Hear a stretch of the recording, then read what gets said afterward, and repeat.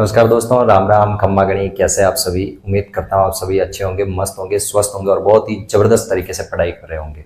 साथियों, आज का ये वीडियो मेरे उन छोटे भाई बहनों के लिए रहने वाला है जो बीएसटीसी करने की सोच रहे हैं, जिन्होंने दिमाग में धारण कर लिया है कि मुझे लेवल 1 का टीचर बनना है। आज ये वीडियो पूरा का पूरा उनके लिए रहने वाला है। साथियों, आज इस वीडियो में मैं बात करने वाला हूं। वैसे मैंने 2 दिन पहले जो वीडियो बनाया था बीएसटीसी को लेकर, पूरी रणनीति बताई थी, तो उसमें मैंने बोला था कि 1-2 दिन के अंदर में राजस्थान जीके तो एक प्रशांत महासागर की भांति है, आपको पढ़ना कौन कौन से टॉपिक है उसके बारे में मैंने आपको बताया था। तो आज ये वीडियो उसी के लिए रहने वाला है। साथियों, राजस्थान जीके में बहुत सारे टॉपिक है। राजस्थान की भूगोल, आर्ट एंड कल्चर और हिस्ट्री। आप 45 दिनों में अपना 30 जून को एग्जाम है, वहां तक आप पूरे नहीं कर सकते हो। लेकिन जो मैं आज टॉपिक बता रहा हूं, इन टॉपिक को पढ़ लो। मैं कहता हूं एक भी क्वेश्चन बाहर नहीं जाने वाला, ये मेरा वादा है। साथियों, ये 4 से 5 सालों का जो कंपटीशन का जो अनुभव है वो आपके साथ मैं शेयर कर रहा हूं, और पिछले सारे पेपरों को एनालिसिस करने के बाद में आज का ये वीडियो बना रहा हूं। साथियों, इन टॉपिक्स पर सबसे ज्यादा ध्यान देना है अभी टाइम रहते। आप जो टाइम बचा है दोस्तों, इस टाइम में आप अभी इन टॉपिक्स पर ध्यान दे देना, और इन टॉपिक्स में भी मैं आपको पॉइंट बताने वाला हूं। इस पॉइंट को सबसे ज्यादा पढ़ लेना, बेड़ा पार हो जाएगा। एक भी पॉइंट बाहर ले जाने वाला नहीं है। तो साथियों, आइए अपने शुरुआत करते हैं इस टॉपिक की। तो सबसे पहले ये अपने बीएसटीसी के लिए स्पेशल रहने वाला है, और ये पूरी की पूरी मैंने 45 दिन की रणनीति बता रहा हूं कि आपको 45 दिन में क्या क्या करना है।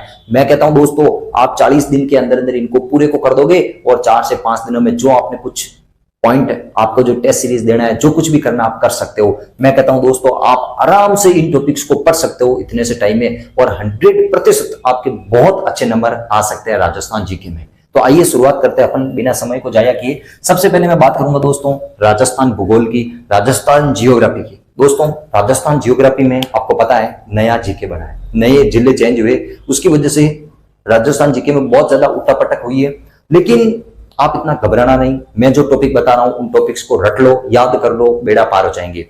सबसे पहला टॉपिक है दोस्तों, वो है राजस्थान का सामान्य परिचय।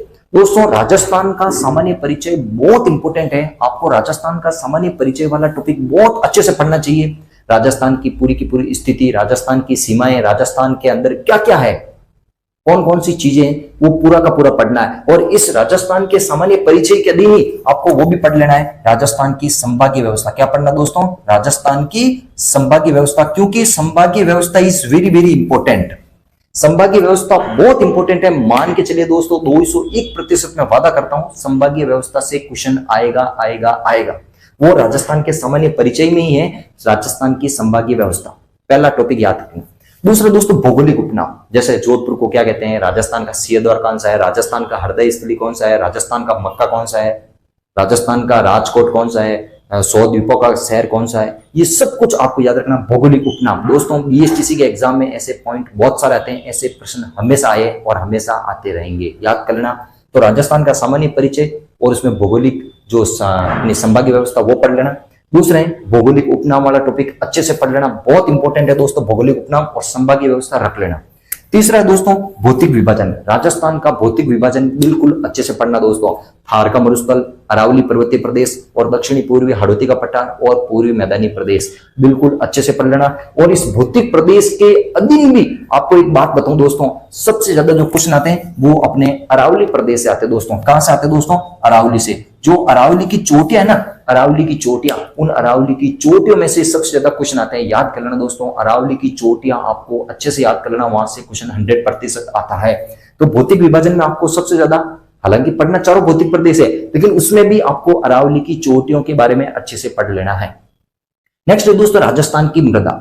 राजस्थान की मृदा के बारे में अच्छे से पढ़ लेना। और सबसे ज्यादा मृदा कौन सा क्वेश्चन आ रहा है दोस्तों, वो भी बता देता हूं। जो अमेरिका के वैज्ञानिक थे, अमेरिका के वैज्ञानिकों द्वारा राजस्थान की जो प्रमुख रूप से मृदा का वर्गीकरण करा, जिनको 5 भागों में बांटा जाता है, एरिडीसॉल्स, इंसेप्टिसॉल्स, एंटीसॉल्स, अल्पिसॉल्स, जो वर्टिसॉल्स से बता रखा ना, वो अच्छे से पढ़ लेना। लेकिन आपको खास बात बता देता हूं, इस मृदा में भी सबसे ज्यादा आपको वर्टिसॉल्स के क्वेश्चन आते हैं। किसके क्वेश्चन आते हैं दोस्तों? वर्टिसॉल्स। याद कर लेना, ये वर्टिसॉल्स, वर्टिसॉल्स के क्वेश्चन आते हैं। और वर्टिसॉल्स जो हाड़ौती प्रदेश में पाई जाती है, कोटा, बूंदी, बारा, झालावाड़, जो कोटा संभाग है ना, राजस्थान का दक्षिणी पूर्वी संभाग, उस संभाग में पाई जाती है हाड़ौती के पठार की मृदा वर्टिसॉल्स, जहां की काली मृदा है, जो कपास के लिए प्रसिद्ध है, उसको मृदा को अच्छे से पढ़ लेना। याद कर लेना। थार के मरुस्थल की मृदा एरिडिसॉल्स और एंटीसॉल्स, और हाड़ौती के पठार की मृदा वर्टिसॉल्स, अच्छे से पढ़ लेना। नेक्स्ट दोस्तों मावट। अरे भाई साहब ये मावट तो एक ऐसा पॉइंट है जो कभी भी नहीं छोड़ता भाई साहब, एक एक एग्जाम में मावट पूछता है। जो अपने भूमध्य सागर में जो पश्चिमी विक्षोभ होता है ना, उससे जो मावट उत्पन्न होता है वो मावट अपने को याद करना। जो रबी की फसल के लिए, गेहूं चना के लिए बहुत इंपॉर्टेंट है, गोल्डन ड्रॉप्स कहते हैं, याद कर लेना।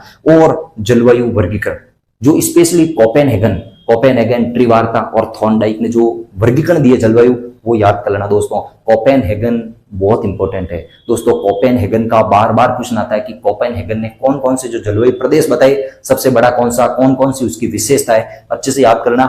मावट और जलवायु वर्गीकरण दोस्तों, मैंने पूरा जलवायु पढ़ने के लिए नहीं बोला है, पूरा जलवायु पढ़ने के लिए नहीं बोला है। एक तो उसमें से मावट पढ़ना और दूसरा कोपेन, थॉर्नडाइक और त्रिवार्ता का जलवायु वर्गीकरण पढ़ लेना दोस्तों। नोट कर लेना, आप याद करोगे कि भाई साहब कोई जीतू सर नाम का व्यक्ति था जिसने निस्वार्थ भाव से अपनी आंखें खोल दी टाइम रहते, याद कर लेना दोस्तों। आगे राजस्थान की वन संपदा दोस्तों, राजस्थान की जो 17वीं वन रिपोर्ट है, राजस्थान की जो 17वीं वन रिपोर्ट है, उस 17वीं वन रिपोर्ट को याद कर देना। राजस्थान में सबसे ज्यादा वन कहाँ है, उदयपुर में। सबसे कम कहाँ है, प्रतिशत के आधार पर सबसे ज्यादा कहाँ है, सबसे कम कहाँ है, सबसे ज्यादा वृद्धि कहाँ हुई, कहाँ कमी हुई, वो याद कर लेना दोस्तों। वन सबसे ज्यादा कहाँ, सबसे कम कहाँ, प्रतिशत के आधार पर कहाँ है, प्रतिशत के अधीन सबसे कम कहाँ, याद कर लेना दोस्तों। बहुत इंपॉर्टेंट, बहुत शानदार ये पॉइंट रहने वाला है। नेक्स्ट है खनिज संसाधन दोस्तों। खनिज संसाधन के बिना तो कभी प्रश्न बनाएंगे। खनिज संसाधन आपको याद करना दोस्तों कि कौन कौन से खनिज कहाँ पाया जाता है। लोहा कहाँ पाया जाता है, लोहा कहाँ है, सोना कहाँ है, चांदी कहाँ है, तांबा कहाँ है, मैग्नीज कहाँ है, याद कर लेना दोस्तों। खनिज संसाधन बहुत इंपॉर्टेंट है। और लास्ट बोला मैंने राजस्थान की जनगणना। अरे भाई साहब राजस्थान की जनगणना के बिना पेपर ही नहीं बनता। ये दोस्तों मैंने जो ये टॉपिक लिखे ना, ये पूरी भूगोल नहीं है दोस्तों। बहुत सारे भूगोल के टॉपिक मैंने आपको नदियां नहीं बताई, जिले नहीं बताई, बावड़िया नहीं बताई, जो पूरा नदी तंत्र है वो पूरा छोड़ दिया दोस्तों। नदी तंत्र छोड़ दिया मैंने, ऐसे कैसे बहुत सारे टॉपिक छोड़ रखे हैं, नहीं बताए दोस्तों। आप इनको याद करना। फसलें हैं वो भी छोड़ दिया, उनको नहीं पढ़ना दोस्तों। वहां से क्वेश्चन रेयर केस में आते हैं दोस्तों। अपने पास में टाइम कम है तो अपन टाइम का यूटिलाइज करेंगे, टाइम को बहुत ही अच्छे से उनको अपन को हैंडल करना है। और टाइम को हैंडल करते हुए अपने को एग्जाम क्रैक करना दोस्तों, नंबर लेकर आना, याद करना, साथ में इनको पढ़ना भी है, याद भी करना है। तो ये राजस्थान भूगोल वाला अच्छे से समझ में आ गया। ये जो अपने 7-8 टॉपिक दे रखे हैं, वो 7-8 टॉपिक अच्छे से पढ़ लेना, बेड़ा पार हो जाएंगे एकदम बढ़िया तरीके से। आई बात समझ में आ गई। अब है राजस्थान की कला संस्कृति। राजस्थान की कला संस्कृति वाला टॉपिक अच्छे से पढ़ लेना। राजस्थान की कला संस्कृति में क्या क्या पढ़ना, लोक देवता और लोक देविया, लोक देवता, लोक देविया, संत एवं संप्रदाय, ये टॉपिक तो पूरा का पूरा अच्छे से पढ़ लेना दोस्तों। लोक देविया, लोक देवता, संत एवं संप्रदाय बीएसटीसी का फेवरेट टॉपिक है। यहां से क्वेश्चन 100% डालता है तो डालता है। तो देखो दोस्तों, लोक देवता और लोक देविया, संत एवं संप्रदाय वाला टॉपिक अच्छे से पढ़ लेना। आगे मेले और त्योहार, मेले और त्योहार वाला टॉपिक भी अच्छे से पढ़ लेना दोस्तों। यहाँ से क्वेश्चन आता है कि गणगौर कब मनाई जाती है, होली कब मनाई जाती है, दीपावली कब मनाई जाती है, कौन कौन से मेले कहाँ के प्रसिद्ध है, थोड़ा याद रखना दोस्तों। बहुत बार क्वेश्चन आते हैं, याद कर लेना। आगे दोस्तों वाद्य यंत्र और आभूषण दोस्तों, कौन कौन से आभूषण, 8 से 10 जो आभूषण है ना उनको याद कर लेना। नाक के आभूषण कहाँ है, चूप, चौप, थोड़ा ध्यान रखना दोस्तों, इसका क्वेश्चन बहुत बार आता है, याद कर लेना। तो वाद्य यंत्र और आभूषण प्रमुख रूप से याद कर लेना। चित्र शैलियां दोस्तों, चित्र शैली को तो रट लेना। चित्र शैली में जो चित्रकार है ना, उन चित्रकार को बड़े इंपॉर्टेंट तरीके से देखना दोस्तों। चित्रकार बहुत इंपॉर्टेंट रहते हैं। कभी पूछ लेते हैं कि कमला और इलायची चित्रकार कहाँ की है, साहिबा नाम की चित्रकार कहाँ की है कि नहीं, मोरध्वज निहाल चंद कहाँ का था, है उष्णा और साहिबदीन कहाँ के थे।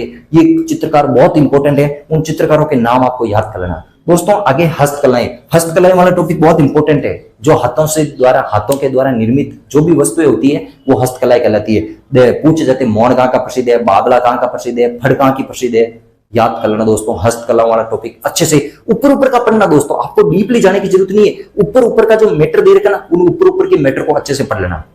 आगे दोस्तों प्रमुख जनजातियां, प्रमुख जनजातियां कौन सी जनजाति कहां रहती है और उस जनजाति की खास बात क्या है, ये याद करना। उसके अलावा जनजातियों में ज्यादा कुछ नहीं पढ़ना, उसकी जनसंख्या क्या है वो वहां पे उलझने की जरूरत नहीं है दोस्तों। कौन सी जनजाति किस स्थान पर रहती है और उस जनजाति की खास बात क्या है। भील सबसे ज्यादा कहां रहती है, भीलों के घर को क्या कहते हैं, मीणा सबसे ज्यादा कहां रहते हैं, मीणाओं के घर को क्या कहते हैं, मीणाओं की जाति को क्या कहते हैं, मीणाओं के मुखिया को क्या कहते हैं, याद कर लेना दोस्तों। वहां से क्वेश्चन 100% आता है। आगे दोस्तों साहित्य और साहित्यकार, अरे भाई साहब ये तो प्रश्न 100% आएगा।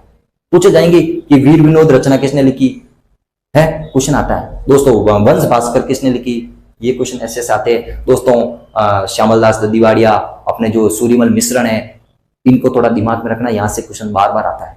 चंद्र सिंह बीर का लिए है ना, थोड़ा ध्यान रखना, क्वेश्चन आते हैं। साहित्य और साहित्यकार, जो भी प्रमुख प्रमुख जो रचना है ना, उन रचनाओं के साहित्यकार के नाम कौन है, उनके रचनाकार कौन है, टॉपिक को अच्छे से पढ़ लेना, शानदार पढ़ लेना, पॉइंट टू पॉइंट पढ़ लेना, अच्छे से पढ़ लेना। क्वेश्चन आता है आता है आता है।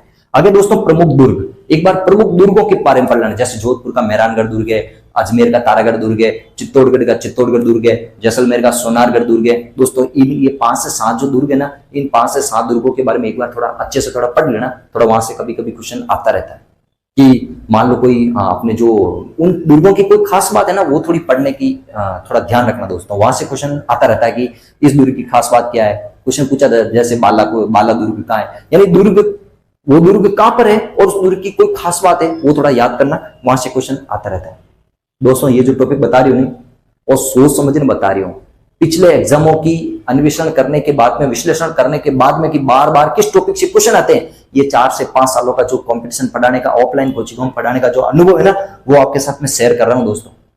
बहुत सारे विद्यार्थियों को सिलेक्शन दिलवा चुका हूं, ये कोई छोटी मोटी काम नहीं है दोस्तों, बहुत सारे विद्यार्थियों को दिलवा ही चुका हूं भाई बस उनमें, और आप भी ले लोगे, ये भी मेरा वादा है। एक बार विश्वास करके पढ़ना, 100% सफलता मिलेगी दोस्तों।